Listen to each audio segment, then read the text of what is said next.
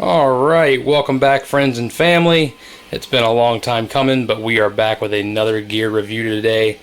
Today for you I have the APT Hall Effect Mechanical Keyboard Round 2. So this is the second version of this keyboard production. I've actually had this keyboard sitting around for at least the last 3 or 4 months. And while I'm excited to try it and let you guys know what I think, I'm a little weary just because of the reviews that I've seen for this particular unit.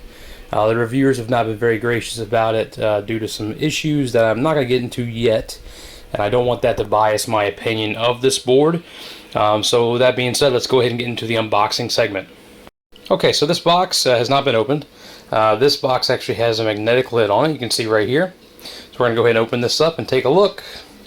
And here's what we're presented with right out of the box. So we have our keyboard plank right here, white keycaps with what looks to be polyester or polycarbonate or acrylic case. Let's see what's in here. This is heavy. I've got what seems to be an instruction manual. We'll look at that later. And we also have some accessories in the box too, some foam padding. We've got a USB type A to mini B connector.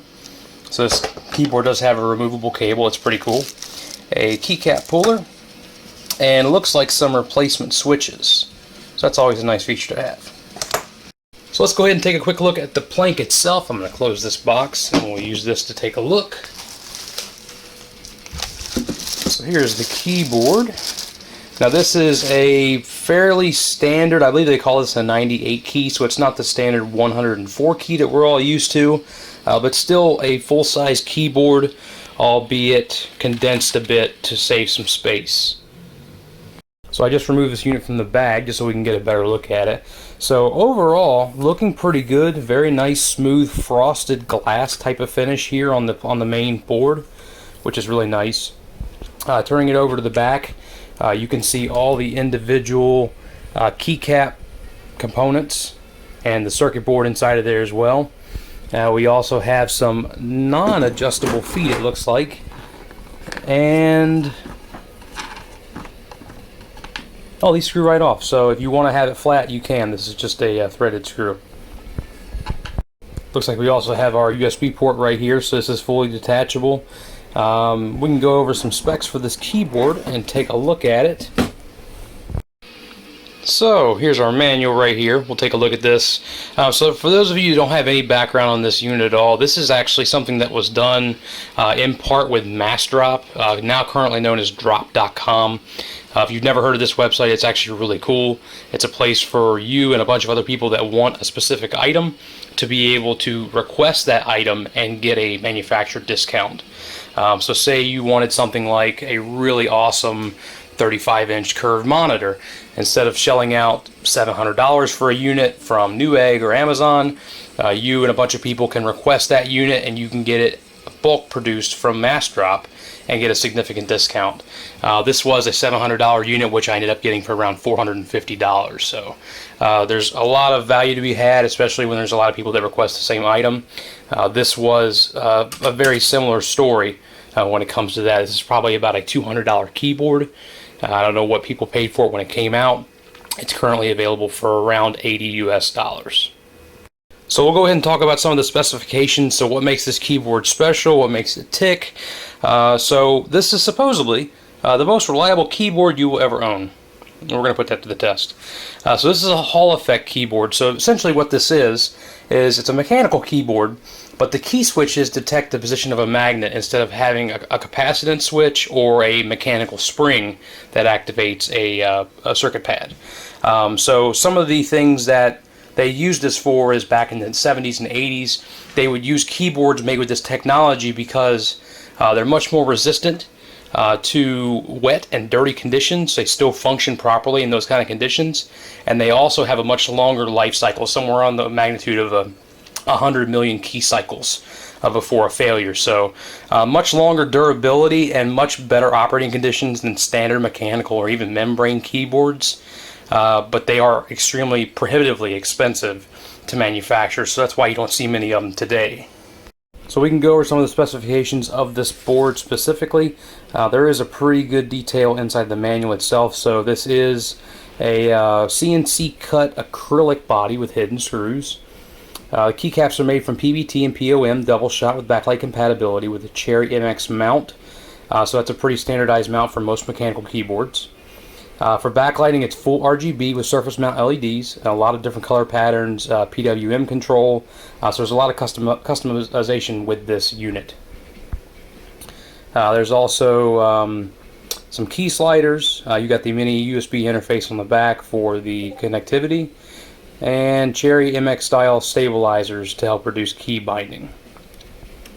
One thing I noticed right off the bat looking at this unit is, if you look closely, and it's pretty obvious when you look at it, the function keys, the Alt, Control, Function, Shift, they all look different than the other keys. They have a different font, they're a little bit different color. If you can see it, they're actually a little bit whiter, whereas the rest of the keycaps are kind of an off-white, almost a cream color. I don't know if that's intentional, but it's definitely not very flowy when it comes to have the design layout. You can even see it over here on the numpad as well. So I'm not really a fan of that. Not starting off very good here. So before we go forward, just full transparency and disclosure, I am not a professional typist. I am not a keyboard designer or manufacturer, so you know, your mileage may vary from mine. I do type. I'm fairly proficient at about 30 to 40 words per minute, so I find my way around.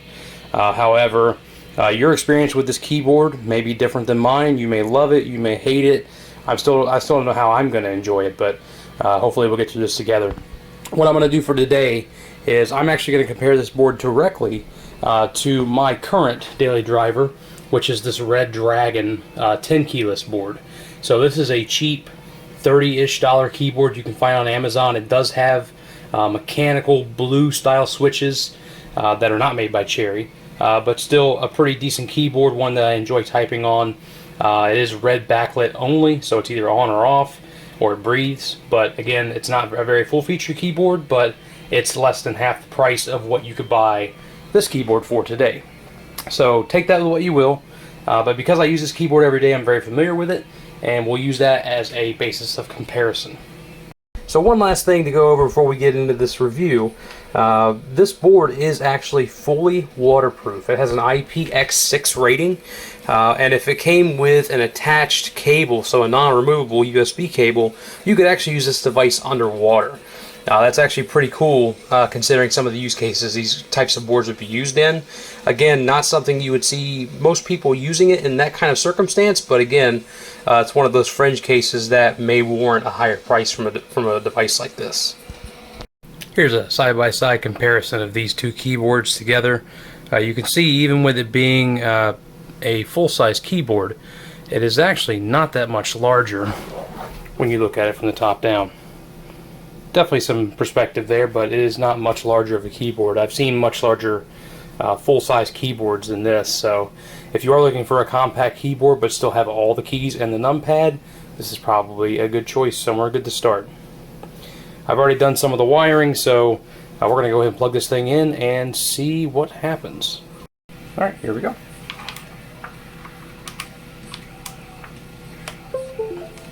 Okay. Alright, some really cool color effects already going on here. It's actually very cool that the entire case is transparent in a way. You can see a rainbow effect kind of radiating out from the center and going to both sides. And you can even see it in the back plate itself. So, so far so good. This lighting effect is pretty satisfying. Alright, here we go.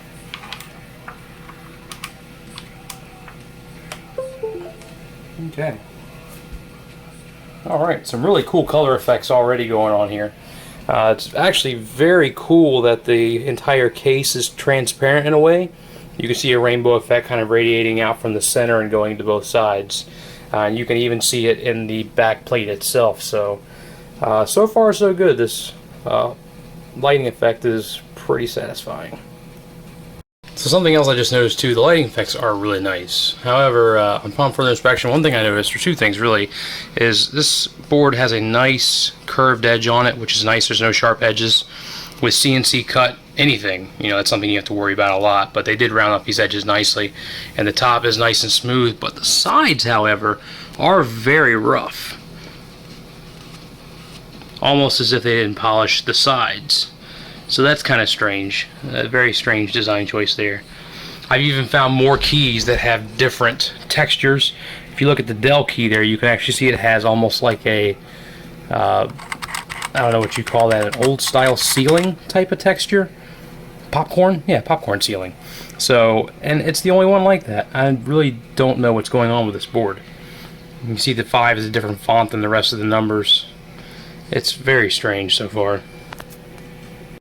Okay, so what is the experience like to type on this piece? So, ooh. And I don't like this at all. It's hard to describe, but it definitely doesn't have the same tactile response that I'm used to this keyboard.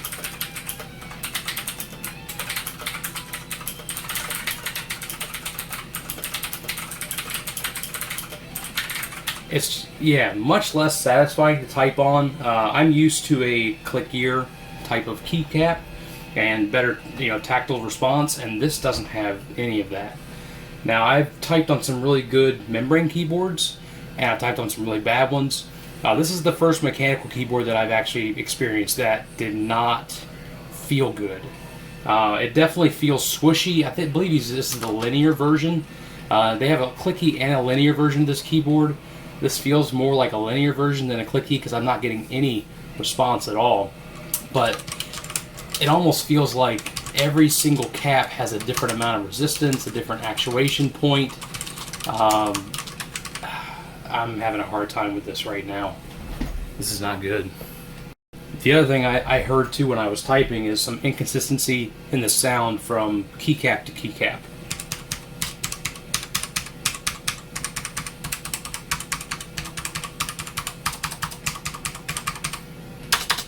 They all have a different timbre to them, which is normally not a problem, but that normally also means that the actuation point or the resistance required is different as well. So it's definitely hard to get a good flow going on a keyboard like this because every key is a little bit different. There's no way to really predict how the key's going to respond until you hit it, and then you've got to react to it. So if you're looking to build any kind of speed typing on a keyboard like this, it's going to be very hard to do. So I started futzing around a little bit with the configurable backlighting.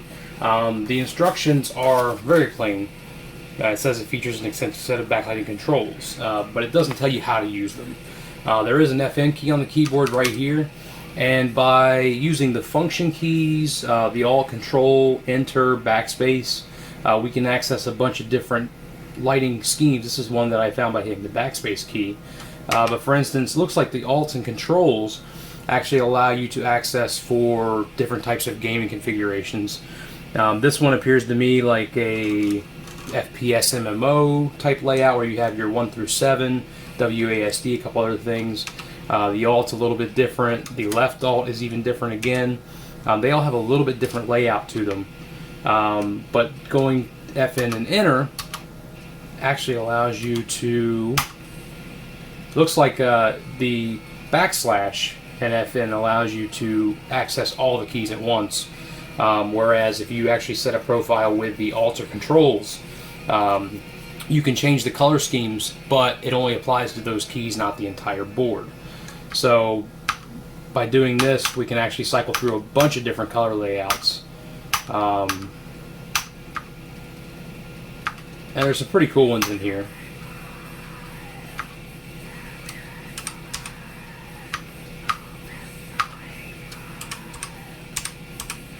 That's pretty cool. When you hit the key, it goes dim.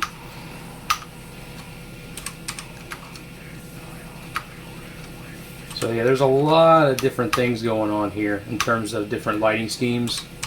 I like this one too. It kind of splashes out from the point of impact.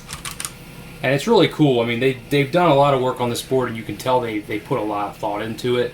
The biggest thing that I see as an obstacle for them to overcome right now is their quality control.